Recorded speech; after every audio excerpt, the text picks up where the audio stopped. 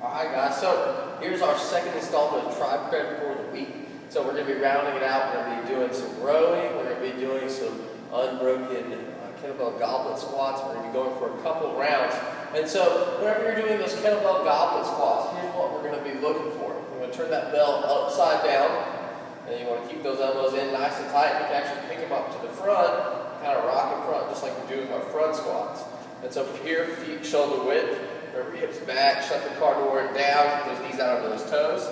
Hit the hip crease below the knee, staying active in the bottom of that squat. Keep those elbows up, drive up, and then stand up to that big open hip to finish every rep. So as you work through those reps, you'll notice that they are sets of 15 unbroken, and there's no rest between the kettlebell goblet squats and the row and the start of the next round. So you're going to want to pick a lighter weight.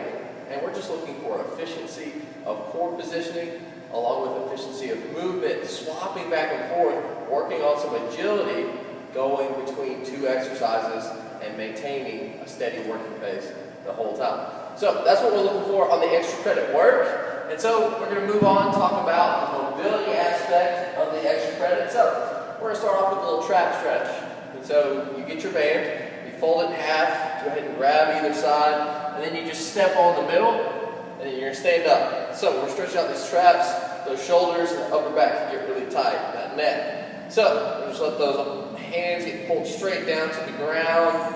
Kind of work that head back and forth. Just kind of shrug back up, get active for a second, and then come back down, let it continue to stretch you out, and then shrug back up, and let it back down. And so just actively stretching through for about 2 minutes.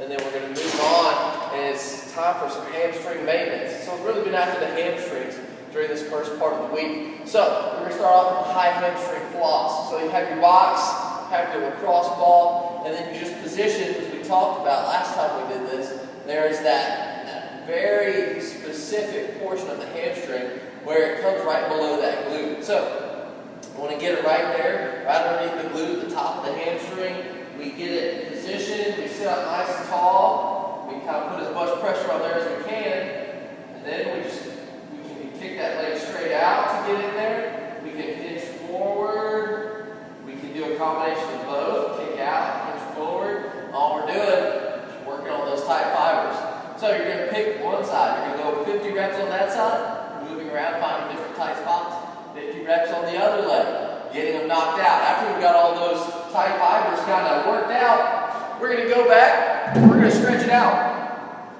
So we're going to be doing the single leg lowering stretch. So you can find a pole or an edge of a wall and you just lay down next to it and we put one leg up. And so on that up leg, here's what we're looking for. You want to maintain really tight tension in that hamstring as well as actively pointing those toes back toward you. You want those shoulders flat on the ground as well as both hips on the ground for the entire time during this exercise.